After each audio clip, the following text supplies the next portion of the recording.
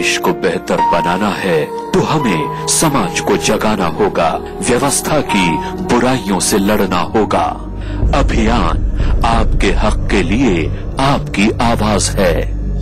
अभियान, क्योंकि बदलाव जरूरी है। नमस्कार, अभियान में आप सबका स्वागत है। आपके साथ मैं हूं चित्रा त्रिपाठी। इस मुल्क के गरीब बच्चों को स्कूल में पौष्टिक खाना देने की एक योजना चल रही है।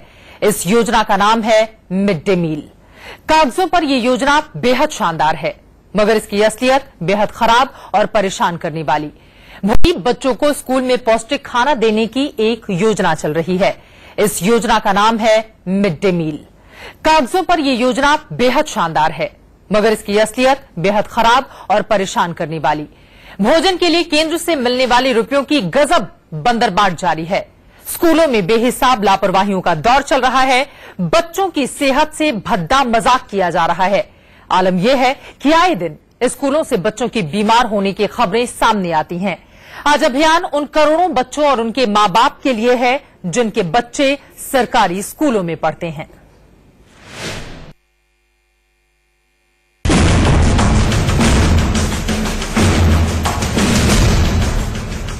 अस्पताल की चारपाई पर पेट पकड़े लेटी हैं ये बच्चियां।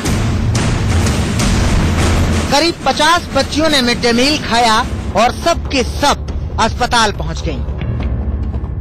हमने लंच खाया तो जब से हमारे पेट में दर्द हो रहा है, उल्टियां हो रही है, पेट में दर्द हो रहा है।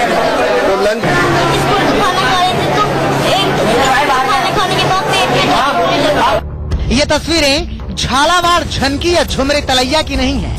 ये तस्वीरें दिल्ली की हैं, राजधानी दिल्ली की। जहांगीरपुरी के सर्वोदय कन्या विद्यालय में छात्राओं को दोपहर का भोजन दिया गया और उस भोजन ने इन बच्चों को अस्पताल पहुंचा दिया। मिड डे मील में स्वादिष्ट और पौष्टिक भोजन के भ्रम की सबसे जिंदा तस्वीरें हैं ये 4 तस्वीरें मिड डे मील के नाम पर बच्चों की सेहत से हो रहे खिलवाड़ की कहानी कह रही हैं। देखिए, ये उत्तर प्रदेश के चंदौली की तस्वीरें हैं। यहाँ स्कूल में बच्चों को दोपहर के खाने में खीर खिलाई गई, मगर खीर जिस दूध से बनी थी वो बेकार था। नतीजा ये हुआ कि बच्चे स्कूल के बाद घर जाने की बजाय अस्पताल पहुँच गए। खीर खाने के बाद हम लोग पानी पी कर खेल रहे थे, उसके बाद हम लोग को पेट में दर्द शुरू हो गया।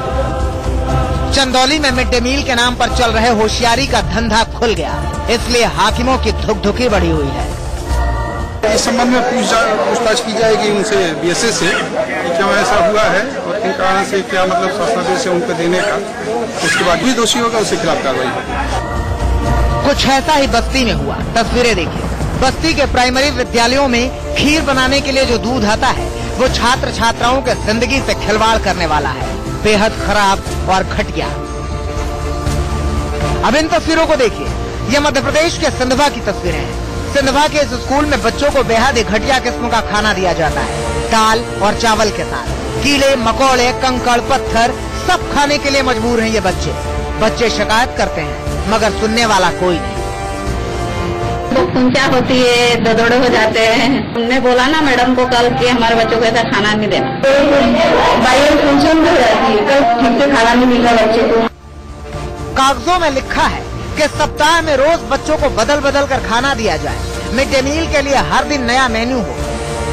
हर बच्चे को 700 ग्राम कैलोरी और 200 ग्राम प्रोटीन दिया जाए, मगर फाइलों में लिखकर बाबुओं ने बंडल बनाकर दराज में फेंक दिया। और सच्चाई सामने है। मिड डे मील योजना के नाम पर इस मुल्क के बच्चों के साथ भद्दा मजाक किया जा रहा है। स्कूल में बच्चों का पेट भरने के नाम पर पाखंड रचा जा रहा है। गजब बात यह है कि केरल से लेकर करनाल तक मिड डे मील का ये धंधा मंदा नहीं पड़ रहा है। यही वजह है कि हर साल मिड डे मील खाने से लाखों बच्चे बीमार होते हैं। इतना पैसा खर्चने के बाद भी जहरीले मिड डे मील से मौत के हाथ से मिड डे मील की मौजूदा व्यवस्था पर सवाल खड़े करते हैं। हर बार जांच का ऐलान होता है और जांच रिपोर्ट कहीं ठंडे बस्ते में डाल दी जाती है। जवाबदेही न तय की जाती है, न उसे पालन करने पर सख्त सजा दी जाती है। दिल्ली से राजेंद्र, चंदौली से शशांक और कानपुर से आशीष अवस्थी के साथ हेमंत गर्ग, सिंधवा, इंडिया न्यूज। स्थिति सिर्फ इतनी भर नहीं है। आपको याद होगा कि बिहार में कुछ महीने पहले कई बच्चों की जान ले ली थी इस मिड डे मील के खाने में, और इसी वजह से अभियान इस देश में ऐसा चलना चाहिए ताकि इस तरह का खाना बच्चों को ना परोसा जाए जो सीधे सीधे उनकी सेहत से खिलवाड़ करता हो। इसी पर अभियान में आज हम चर्चा करेंगे। दो बेहद खास मेहमान इस वक्त हमारे साथ जुड़ चुके हैं, उनका परिचय आपसे करवा देती हूं। हमारे साथ संजय सिंह जी, जो कि चाइल्ड राइट एक्टिविस्ट हैं, वो नोएडा स्टूडियो में जुड़े हुए हैं, और इस वक्त दिल्ली से हमारे साथ पीडियाट्रिशियन डॉक्टर रवि मलिक जुड़ चुके हैं। संजय, आपसे ही पहला सवाल मैं ले लेती हूं। जो तस्वीरें आपने देखी ये वास्तव में हैरान करने वाली हैं और मासूमों की जिंदगी के साथ खिलवाड़ हो रहा है, क्योंकि स्थिति बीमार होने तक ही नहीं है, हजारों बच्चों की हर साल मिड डे मील का खाना खाने की वजह से जान चली जाती है। इसके लिए जिम्मेदार कौन है? देखिए, ये पहल शुरू हुई थी तमिलनाडु से, पहले एक्सपेरिमेंटल बेसिस पे शुरू हुआ था। वहां पे ये था कि ड्रॉप आउट्स बहुत होते थे, इसलिए ये स्कीम शुरू हुआ। उसके बाद जब ये स्कीम आया तो उसमें हुआ कि हॉट कुक मील मिलना चाहिए, मतलब कि गरम गरम खाना मिलना चाहिए और पौष्टिक खाना मिलना चाहिए। मगर ऐसा होना धीरे धीरे करके ये चीजें बदलती गई कि ये कॉन्ट्रैक्टर्स को देना शुरू किया। जैसे अगर दिल्ली का एग्जाम्पल है, यहाँ पे ऐसे सेल्फ हेल्प ग्रुप्स हैं, वो एनजीओ ही हैं जो इस तरह का कार्यक्रम चलाते हैं, जो कि सारे स्कूल्स के लिए वो खाना देते हैं। तो अगर जिम्मेवारी की बात अगर हम करें तो सरासर ये है कि अगर हम प्रिंसिपल से शुरू करें या फिर जिस स्कूल में भी ये कांड हो रहा है, इस तरह के खाना दिया जा रहा है, सबसे पहले तो टीचर उसको टेस्ट करना चाहिए। हालांकि वो टेस्ट कभी करते नहीं। और इस तरह की बात है कि जो भी चीजें इसमें फाइनेंशियल इन्वॉल्वमेंट होता है तो एसएमसी बनता है, जैसे मैनेजमेंट कमेटी होता है, जिसमें पेरेंट भी रिप्रेजेंटेटिव होते हैं, तो उनका रिस्पॉन्सिबिलिटी होता है कि वो देखें कि वहां पे खाना कैसा मिल रहा है। अगर ऐसा कुछ हो रहा है तो सरासर सीधी बात है कि आपको सबसे पहले तो आपको प्रिंसिपल को पकड़ना चाहिए और उनसे बातचीत कीजिए कि भाई इस तरह का खाना कैसे दे रहे हो आप, और आपका ही कार्य है कि वो देखें कि एकदम अच्छा खाना मिले। अगर अच्छा खाना नहीं मिल रहा है तो वो उनको पकड़ना पड़ेगा। 1-2 दिन की बात है ना, आप प्रिंसिपल के पास जाएंगे, शिकायत करेंगे, वो इस बात का आश्वासन देंगे और 4 दिन के बाद हालात फिर जस के तस। ये स्थिति सुधरती क्यों नहीं है? क्योंकि बच्चों की जिंदगी के साथ सीधे सीधे खिलवाड़ किया जा रहा है इससे। नहीं, अगर हम एसएमसी की बात करें जिसमें एक पेरेंट रिप्रेजेंटेटिव होता है, यहां पर भी अगर एसएमसी की अगर बात है कि अजीब सा एक मजाक बना रखा है उन्होंने, जिसमें कि प्रिंसिपल जो है वो हेड हो जाता है, हमारे जो पेरेंट रिप्रेजेंटेटिव नंबर 2 हो जाता है, उसके बाद सारे जो लोग हैं वो वहीं के लोग हैं। तो सारे फाइनेंशियल कंट्रोल जो है वो आपको स्कूल को चला जाता है। ये बिल्कुल ही गलत है। हम इसके खिलाफ अभी आंदोलन भी कर रहे हैं कि एसएमसी में भाई जो टॉप होना चाहिए वो पेरेंट्स होना चाहिए, उसमें पेरेंट रिप्रेजेंटेटिव ज्यादा होना चाहिए, तभी वो लड़ पाएंगे, वरना लड़ाई आप किससे करेंगे? जो खुद ही है, अगर वही डिसीजन मेकर है तो वो अपने खिलाफ कैसे कार्यवाही कर सकता है? बिल्कुल सही कहा आपने कि जो डिसीजन मेकर है, और इस चीज की भी जांच होनी चाहिए कि इसके लिए जो पैसा दिया जाता है वो पूरा पैसा वास्तव में उन बच्चों के तहत भोजन के रूप में पहुंच पाता है या फिर नहीं, क्योंकि भ्रष्टाचार एक बहुत बड़ी वजह है अगर इस तरह का खराब खाना बच्चों को परोसा जा रहा है। डॉक्टर रवि के पास में चलूंगी, शायद रवि जी आपको मेरी आवाज मिल रही है?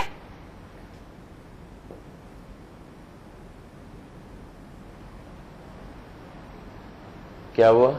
चलिए उनके पास मैं दोबारा लौट कर चलूंगी, लेकिन एक बार फिर से संजय आपसे ही सवाल ले लेती हूं। मद्रास म्युनिसिपल कॉर्पोरेशन ने 1925 में शुरू की थी और उसकी एक लंबी कहानी है। एक बहुत अच्छे उद्देश्य के साथ इसकी शुरुआत हुई थी, लेकिन जैसे जैसे चीजें आगे बढ़ती भी चली गई, क्योंकि ये सिर्फ दिल्ली, यूपी या एक जगह का मामला नहीं है। हाल ही में हमने बिहार में देखा था किस तरह से बच्चों की जान चली गई थी, और आए दिन तो ये भी देखने को मिलता है कि कहीं खाने में छिपकली पड़ गई, सांप पड़ गया, तो उस हिस्से को निकाल के बाकी खाना बच्चों को ज्यों का त्यों परोस दिया जाता है। इसके लिए भी जिम्मेदारी और जवाबदेही तय करनी पड़ेगी। जी बिल्कुल, ये आप क्योंकि हम लोग जैसे स्कूल्स में जाते हैं, उनसे बातचीत करें, बच्चों से अगर आप बातचीत करें तो कोई वो खाना खाता ही नहीं है, सब घर से लेके जाते हैं। बिल्कुल, ये एक अजीब सी स्थिति है कि जो भी पैसा खर्च हो रहा है वो नाले में जा रहा है। तो ये क्या मतलब है? इसका कोई जो हमने शुरुआत इसकी की कि पौष्टिक भोजन मिले, प्लस ये मिले कि बच्चे वहां पे आए ताकि वो ड्रॉप आउट कम हो, वो ये पूरी वजह उसके। मगर अब ये खाना जिसका हाइजीन की अगर बात करें, हाइजीन का तो छोड़ ही दीजिए, उसका तो बिल्कुल भी ख्याल नहीं रखा जाता है। कितने गंदे तरीके से बच्चों का ये खाना तैयार किया जाता है, उसकी भी तस्वीरें हम लगातार दिखा रहे हैं। लेकिन बहुत सारे ऐसे गरीब बच्चे होते हैं, उनके माँ बाप जो इस चाह में भी भेजते हैं कि चलो कम से कम बच्चों को अच्छा खाना स्कूल में मिलेगा, लेकिन अच्छे खाने की चाह में जो खराब खाना उन्हें परोसा जाता है वो बच्चों की जान तक ले लेता है। और इसी पर आज आप हमारा अभियान देख रहे हैं। रवि मलिक एक बार फिर से हमारे साथ जुड़ चुके हैं। रवि मलिक, अब तक हमने काफी इस पे डिस्कशन कर लिया है, आपको मेरी आवाज अगर मिल पा रही हो।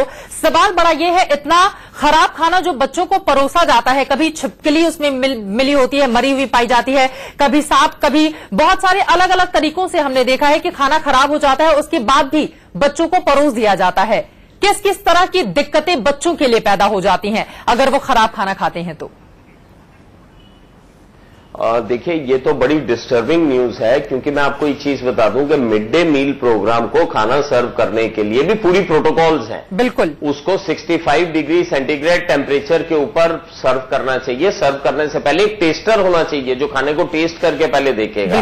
कोई टीचर होगा, टेस्टर भी रोटेशन से चेंज होना चाहिए, टेस्टर रजिस्टर मेंटेन होना चाहिए, और पूरे इनके पास मापदंड हैं जिसमें कि किचन की कैसे सफाई हो, ग्रूव्स ठीक हो, टेबल ठीक हो, और सारे जो कपड़े वगैरह इस्तेमाल होते हैं वो प्रॉपर्ली वॉश्ड हो। अगर ये ठीक से नहीं इनको बच्चों को सर्व करेंगे तो तमाम तरह की वाटरबॉर्न इन्फेक्शन, पूरी बीमारियों का जखीरा है, जिसमें डायरियाज है, डिहाइड्रेशन है, डायसेंट्री है, उसके बाद इवन टाइफाइड का एपिडेमिक उसमें हो सकता है, कॉलरा हो सकता है, हेपेटाइटिस यानी जॉन्डिस, जो वाटरबॉर्न इन्फेक्शंस हैं जो वो इसमें हो सकती हैं, वर्म इन्फेस्टेशन, तमाम तरह की इन्फेक्शंस जो है बच्चों को हो सकती हैं, और फूड हाइजीन को मेंटेन करना बहुत आवश्यक है। लेकिन सवाल बड़ा यह है कि जितने भी नियम कानून इस चीज को लेकर बनाए गए हैं उसका पालन क्यों नहीं किया जाता है, इसके लिए जिम्मेदार कौन है? लेकिन डॉक्टर रवि, एक और बड़ा सवाल है, हमने हाल ही में कई जगहों से इस तरह की खबरें देश के अलग अलग हिस्सों से सामने आई जहां पर मिड डे मील का खाना खाने की वजह से बच्चों की जान तक चली गई। ये स्थिति तो हिंदुस्तान के लिए बेहद खतरनाक है कि जो हम खाना उनके अच्छे स्वास्थ्य के लिए खिला रहे हैं वही खाना उनकी जान ले रहा है। डेफिनेटली ये बड़ी चिंताजनक चीज है, क्योंकि जो वाटरबॉर्न इन्फेक्शंस हैं वो बच्चों में खासकर, क्योंकि आप ये लीजिए कि एक सिंपल बीमारी जो डायरिया भी होती है तो बच्चों में बड़ी जल्दी डिहाइड्रेशन कर सकती है, और ये जानलेवा भी हो सकती है।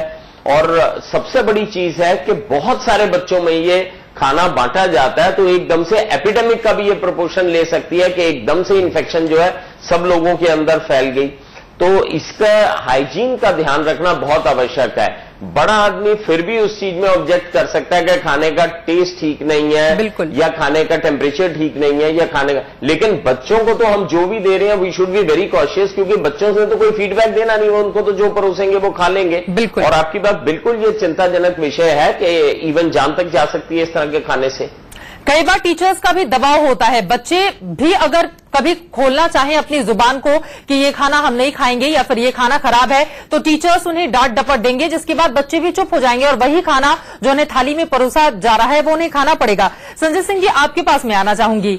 इसके लिए पूरा का पूरा सिस्टम दोषी है, क्योंकि ऊपर से पैसा चला आ रहा है, उस पर नजर रखने के लिए कोई एक व्यवस्था नहीं बनाई गई है। स्कूल तक पहुंचने के पहले उस पैसे का आधा हिस्सा तो खत्म ही हो चुका होता है, जो स्कूल तक पहुंचता है उसके बाद भी हमने देखा है टीचर्स की जिम्मेदारी महत्वपूर्ण हो जाती है। प्रिंसिपल तो जवाबदेह और जिम्मेदार हैं ही, जो इस बात का कतई ख्याल नहीं रखते हैं, यानी कि स्थिति लगातार खराब होती हुई चली जा रही है। इसको सुधारने की कवायद किस रूप में शुरू की जानी चाहिए, इसका जवाब अपने दोनों में मील के जरिए ऐसा खाना परोसा जा रहा है बच्चों को जो उन्हें बीमार, बहुत बीमार बना रहा है। सवाल बड़ा ये खड़ा हो रहा है कि इसको रोका कैसे जाए, और इसी सवाल के साथ मैं संजय आपके पास आना चाहूंगी। पहला मकसद हमारा यही होना चाहिए कि अगर इस तरह की स्थिति जहां भी पैदा होती है हम देखें दोषी कौन है और उसे कड़ी सजा दी जाए, और कम से कम एक ऐसा नजीर बनाया जाए जो दूसरे विद्यालयों पर भी लागू हो जाए। क्या ये पॉसिबल है? अगर हम देखिए, उसमें तो रिस्पॉन्सिबिलिटी तो है ही, क्योंकि भाई जो प्रिंसिपल है, वहां पे जो कमेटी है, जो टेस्ट करने वाले लोग हैं, ये लोग हैं उस कमेटी में। ऐसा नहीं है कि रिस्पॉन्सिबिलिटी नहीं है, रिस्पॉन्सिबिलिटी तो है, मगर है कि जैसे एसएमसी की मैं बात कर रहा था कि अगर मैनेजमेंट कमेटी में जैसे रिप्रेजेंटेशन अगर हमारे पेरेंट्स का ज्यादा हो, तो अगर उनका वो जाते रहे, देखते रहे कि वहां पे क्या हो रहा है, फिर एनजीओ जो उस एरिया में है अगर वहां पे रहे तो वो भी बहुत अच्छा रहता है। और जहां तक अगर आपने ध्यान दिया होगा, थोड़े दिन पहले एक बहुत जबरदस्त रूलिंग आई थी ये हाई कोर्ट और इलाहाबाद की, कि उन्होंने ये बोला कि गवर्नमेंट सर्वेंट के बच्चे जो हैं उनको आप सरकारी स्कूल में पढ़ाओ। अगर वो सरकारी स्कूल में गए तो उनके बच्चे जाएंगे तो खुद ब खुद आप देखेंगे सब कुछ का स्तर अपने आप ठीक हो जाएगा। तो ये एक बहुत अच्छा उपाय है। और देखिए, मैं ये मानूंगा कि वहां जो पेरेंट ग्रुप है, उस तरह के लोग हैं, एसएमसी में जितने भी लोग हैं और जो एनजीओ उस एरिया में एक्टिव है, उनको जाकर के टाइम टू टाइम ये प्रेशराइज करना पड़ेगा, देखना पड़ेगा कि किस तरह का खाना है। और ये बहुत जरूरी भी है क्योंकि ये बहुत ज्यादा गंभीर विषय है। डॉक्टर रवि को जोड़ना चाह रहे हैं। डॉक्टर रवि, आपको क्या लगता है किस तरह से इस व्यवस्था को हम सुधार सकते हैं? ये सब विकल्प तो है ही हमारे पास में, लेकिन सबसे बड़ी चीज ये है कि जो ये प्रोटोकॉल इन्होंने दे रखी है, protocol is for everybody. Cook कैसे किस तरह से कुकिंग करेगा, यूटेंसिल्स कैसे होंगे, स्टोरेज की जगह कैसे होगी, इनकी फ्रीक्वेंट इंस्पेक्शंस होनी बड़ी जरूरी है और इनके ऊपर अकाउंटेबिलिटी फिक्स करनी बड़ी जरूरी है। जो भी व्यक्ति इन चीजों को, मापदंडों को प्लस माइनस कर रहा है तो उसको इमीडिएटली उसके खिलाफ एक्शन होना चाहिए। फ्रीक्वेंट विजिलेंस इंस्पेक्शंस होनी चाहिए, एनएबीएल एक्रेडिटेड लैब्स होने चाहिए जहां पर कि फूड की टेस्टिंग होनी चाहिए। ये सब प्रोटोकॉल्स जो हैं वो डिफाइंड हैं। सिर्फ ये है कि इन प्रोटोकॉल्स को हमारे को फॉलो करना चाहिए एंड स्ट्रिक्टली अकाउंटेबिलिटी के साथ में जो है फूड हैंडलर्स हैं, कुक्स हैं, टीचर्स हैं, जिसका जो दायित्व है वो उसको पूरा करें। इसी बात की तो दिक्कत है कि वो अपने दायित्व का पालन नहीं करते हैं। डॉक्टर रवि, दरअसल है क्या कि जिसकी जिम्मेदारी है, इस व्यवस्था में भ्रष्टाचार इस कदर हावी हो चुका है कि लोग नजर नहीं रखते हैं और इसी कारण जिसको जो मन में आता है वो अपने हिसाब से चीजों को आगे बढ़ाता है। और सेम स्थिति हम मिड डे मील के अंदर भी देख रहे हैं।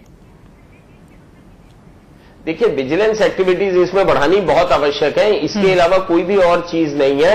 और रेगुलर सैंपल्स जाने बड़े जरूरी हैं लेबोरेटरीज में, उनमें क्लियर आ जाएगा कि इन सैंपल्स के अंदर बैक्टीरियाज हैं, इनका टेम्परेचर ये था जब ये सर्व किए गए, बहुत सारी चीजें जो हैं उनमें आ जाएंगी और उसके बाद स्ट्रिक्ट एक्शन होना चाहिए।